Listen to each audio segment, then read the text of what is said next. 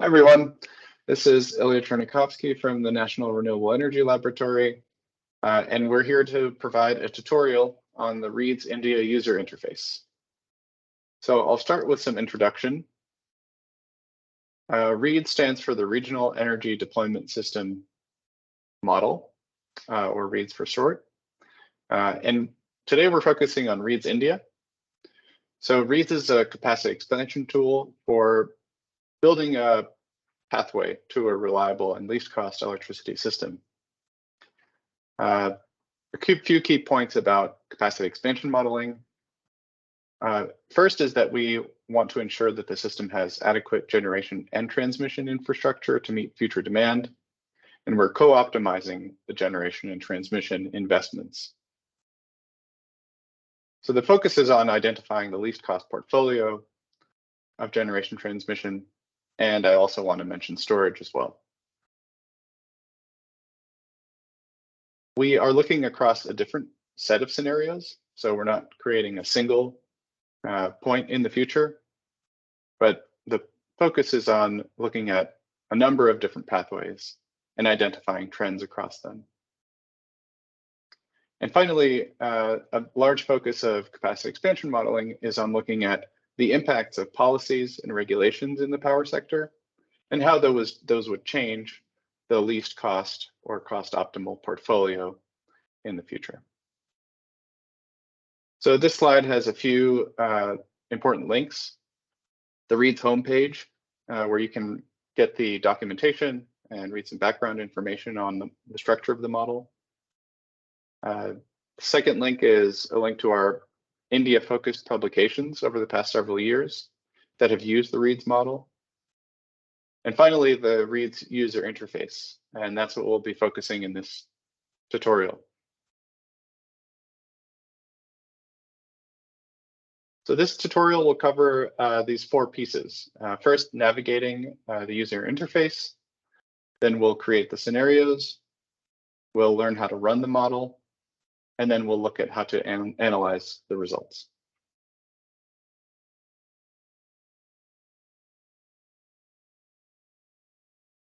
This is part one. We'll learn how to navigate the user interface for the REEDS India model. Okay, so here we've navigated to the REEDS India homepage. And the first thing you need to do is log in. So here I'm logging in using my demo username and password. So the first thing you'll want to do is to do the new user signup request, which you can see at the link here. And that should take you through the instructions to create a username and password. But we'll go ahead and sign in. Okay, so here is the homepage for REEDS India. And let's start by navigating the user interface. So the left-hand menu in the blue bar has all of your navigation options. First option is your user profile. You can change your password. You can update your profile by adding a profile picture, or you can log out. The landing page is where you manage scenarios, and we'll come back to this in the next section of the tutorial. The next page is where you run scenarios. This is where you can actually kick off model runs. The next page is where you view scenario outputs. Right now it's blank because we don't have any outputs. The next page is where we'll create scenarios, and this will be the next step of the tutorial. And then the final page is to create labels, and labels are useful for managing our scenarios. So let's do that here. I'll create a tag name called demonstration. And in my description, let's just call it a demo. Now I have created a tag. And in the next section of the tutorial, we'll see how to use these tags. But for now, let's go back to the landing page, which is to manage scenarios. And we'll move on to the next section.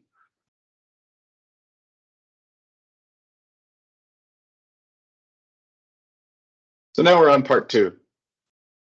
We'll learn how to create scenarios.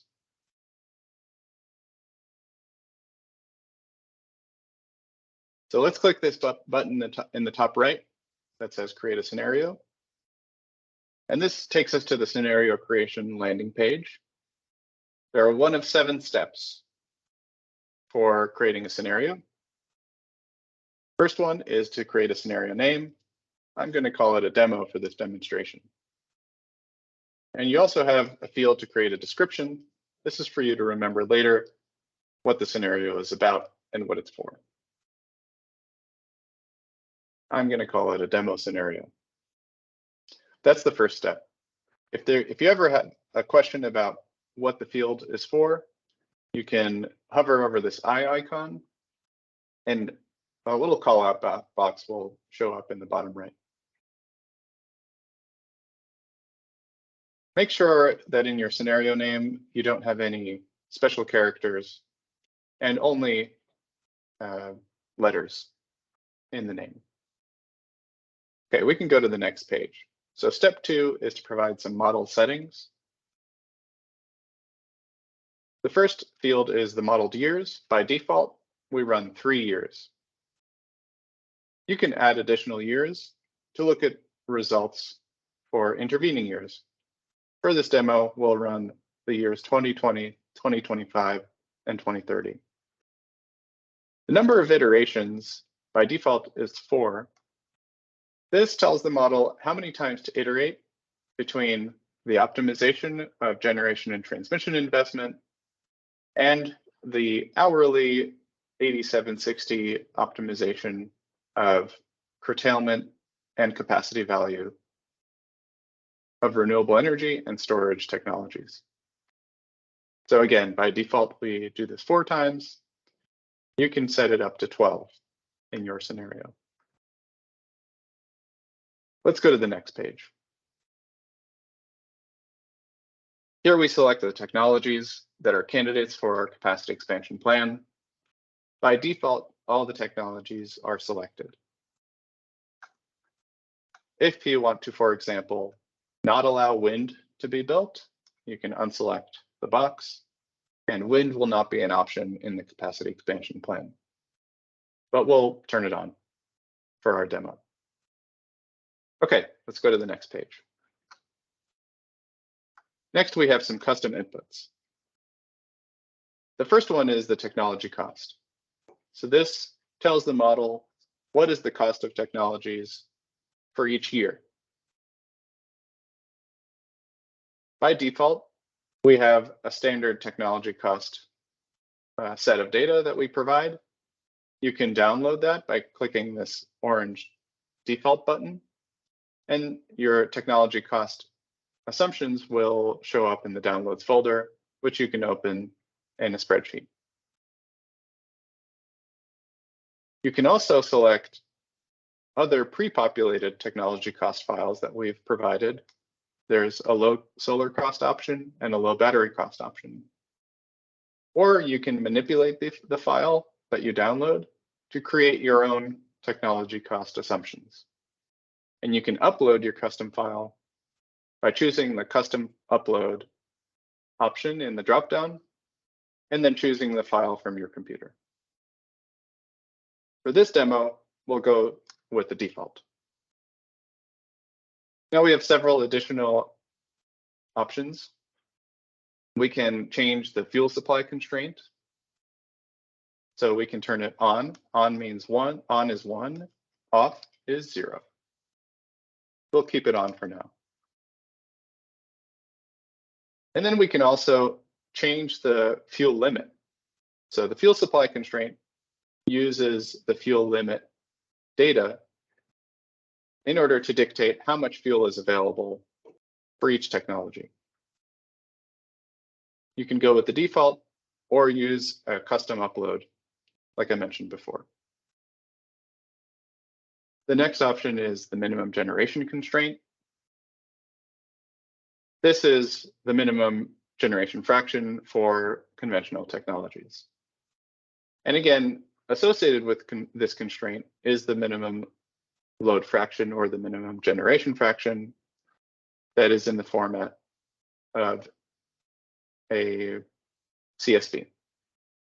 You can download the default or upload your own custom file.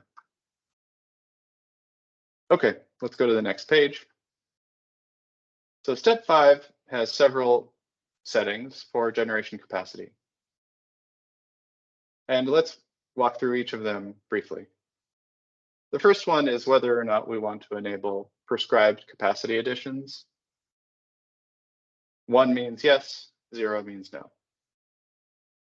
The second option is whether we want to allow the model to endogenously retire generation when it is no longer cost effective. The third option is whether we want to allow the model to refurbish technologies when they've reached the end of their financial life.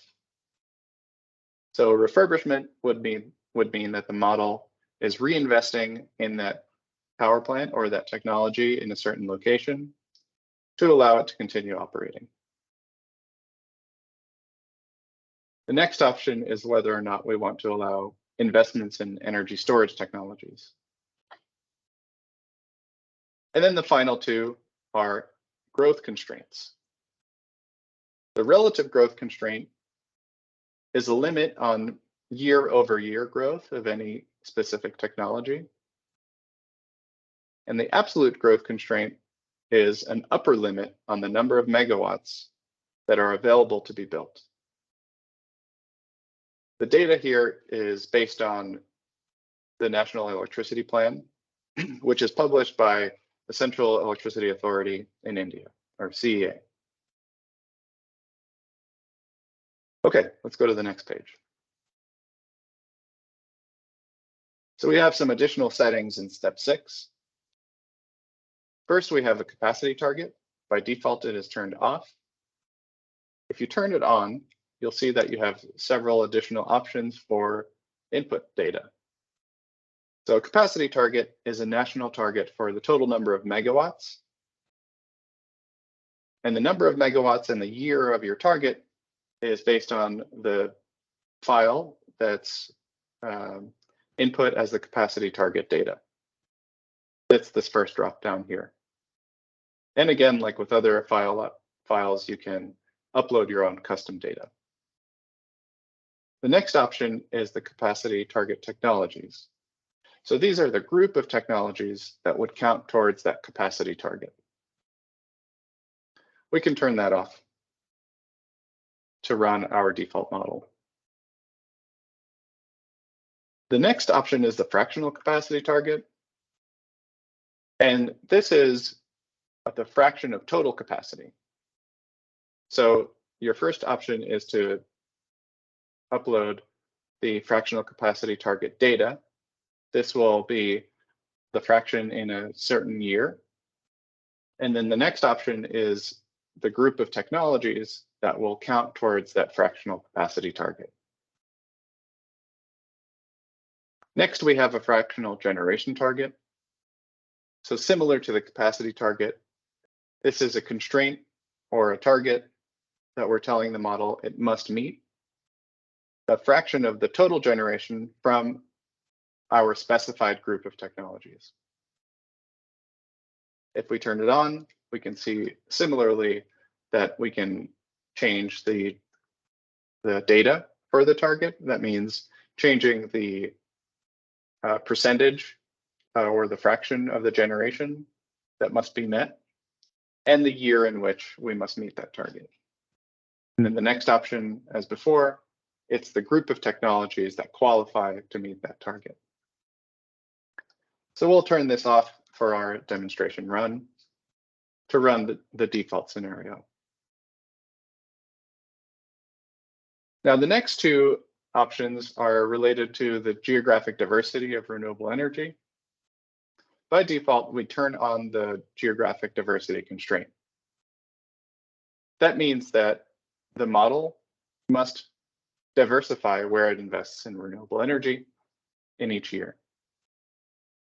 And the amount of diversification is dictated by this next option, which is the VRE diversity factor.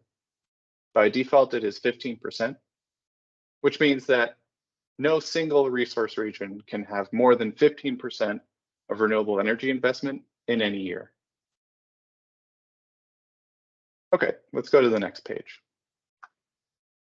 So our final page of settings is related to reserves. The first option is whether or not we want to turn on the operating reserve constraint, which is on by default. The next option is the planning reserve margin constraint. This is also on by default, and you do have the option of changing the reserve margin. Finally, we have a constraint on reserve margin trading. By default, the model does allow regions to trade reserve margin up to the transmission capacity available between those regions. Okay, so let's keep all of those defaults and submit our demo model run. I'll do that by pressing submit. Now I can see that back on my landing page, under my custom scenarios, I have my demo scenario available. So before we go ahead and run the scenario, let's take a look at how we can manage this scenario by using labels. Earlier, I created this label called demonstration. If I hover over these three dots on the right side of my scenario row, my first option is to add a label. I'll go ahead and do that. And then I'll select the label in this dropdown. And the label is called demonstration. And next I'll click submit. And you can see that the demonstration label has been added to my demo scenario. This is useful for managing scenarios when you have a lot of them, because then you'll be able to filter your scenarios by the labels that you've created. Now we'll move to the next section. Okay, so part 3 of the tutorial is running the model. So we've created our scenario. Now we want to run the model. So on the left-hand navigation, we'll go to this Run Scenarios link. And on this page, the first thing we'll do is we'll create a name for our model run. I like to use the date as the name for the model run, but feel free to use your own convention. Today is December 23rd, so I'm using December 23rd as the name of my model run. Make sure you don't have any spaces or special characters in the name of your model run. The next option is to choose which scenarios will be part of my model run. For this demonstration, I'll just choose my demo scenario, the one that we created in the previous section of the tutorial. I'll choose next, and then the next question is, do I want to run the model? Yes, I do. And so I'll submit by clicking the submit button at the bottom of the screen. When I click that submit button, I'm taken to the next page, which is where I can view my scenario outputs. And you can see my first scenario output card is called December 23rd. Right now, my status for this run is in queue. That means that I'm waiting for server resources to be available for this run to be complete. So let's pause here and we'll come back when the run completes. Okay, now we're on the last part of this tutorial, which is analyzing the results. Now we've had a complete scenario, and you can see that the output card has the status completed. If I hover over it, there are two options. You can download the results or you can delete the card. Let's go ahead and click download results. Now I have a zip file that's downloaded to my downloads folder. I'm going to open that as a zip file. And the first thing I want to do is to extract all of the files. So I'm going to click on extract all. And this extracts the files to my downloads folder. Let's go ahead and do that.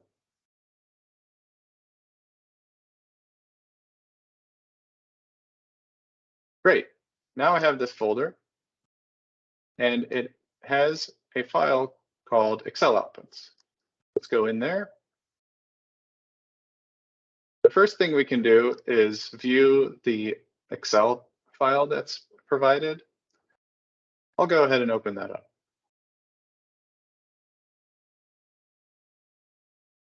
This Excel file has 5 sheets. The first sheet are the annual results. The second sheet is the firm capacity by season and year. Sheet 3 are the time slice results. Sheet 4 are the results of transmission investments. And then sheet 5 are the costs. And these costs are broken down by category.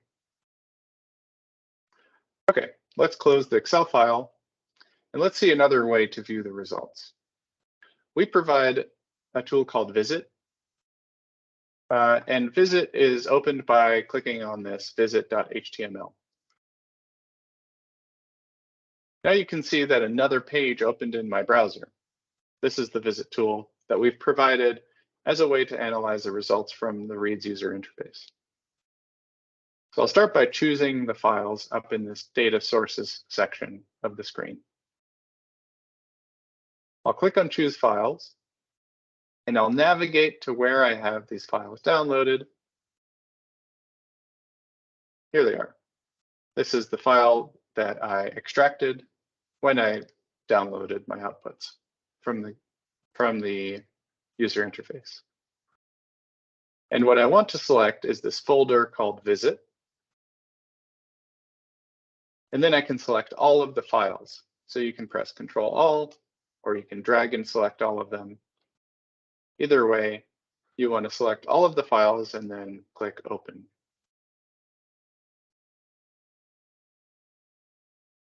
Now everything will load into this HTML file, and you'll see the results. The results are organized into dashboards, and I'll talk through a couple of these figures and how you can interpret them. The first dashboard is called Annual Capacity Results. The legend shows you which colors correspond to which technologies. We can see that from this demo, we have results for the years 2020 and 2030.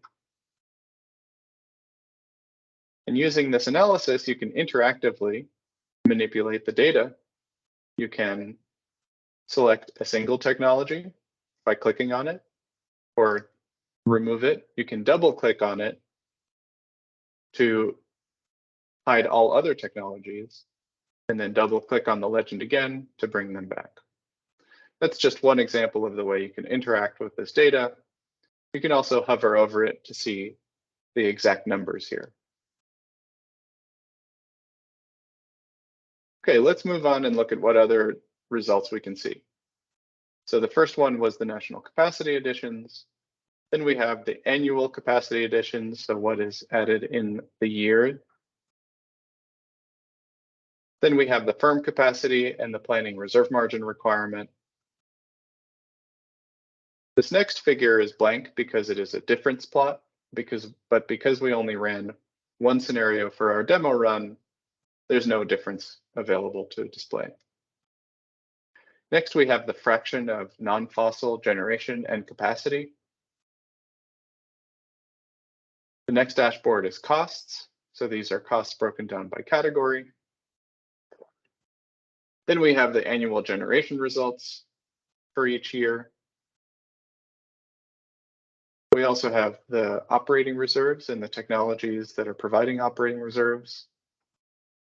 Next, we have the annual curtailment as a fraction of available generation for wind and solar technologies. The next dashboard is the time slice generation results, where the time slices are in the columns and the seasons are in the rows. And then finally, we have several maps. We have the capacity maps for wind, the capacity map for solar, and the capacity map for coal. The map on the right is a map of transmission additions. From our demo scenario, we don't really see transmission additions, but you can use this tool to add new data if you wanted to analyze additional scenarios. Now let's look at these links at the bottom of the tool. You can add charts and you can add dashboards, and you can configure your charts using the data provided through the user interface, or you can upload your own CSVs to this tool. And finally, we have several options of how to share this data. You can download the HTML with all of the figures included and the data embedded. You can download it with only the global filters, which means that people that you share this with won't be able to manipulate the data. You can download it without controls, so that will mean that people who you share this tool with will not be able to add new dashboards or manipulate the data by changing the input data. Then there is this option to download the visit config. The visit config is what dictates how all of these dashboards and charts are arranged and what data is included in them. So if you make changes here, you can download your new config file and share it with others so that they will be able to pull up the same dashboards that you have, potentially with different data. There's also an option to download all of the data, and this will download the files in CSV format, so the same files that we uploaded into the tool. And then finally, there's an option to open the URL to the config file, which is another way of viewing the JSON config file. And that's it for this tutorial. We've gone through using the user interface to create scenarios. We've learned how to submit a run, and we've learned how to download the results and analyze them using the visit tool. So thanks everyone for listening, and goodbye.